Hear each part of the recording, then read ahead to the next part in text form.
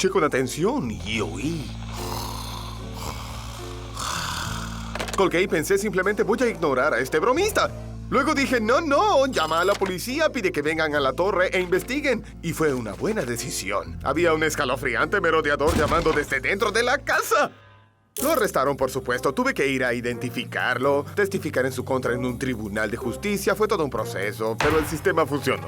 Y él estará en la cárcel por un largo rato. El punto es, nunca se es demasiado precavido. Hay muchos locos allí afuera. Sí, señor. Eso no fue para nada aterrador, Cyborg. Ya me ha dado mucho del sueño. Decepcionante, hermano. ¿Qué puedo decir? Soy una persona precavida.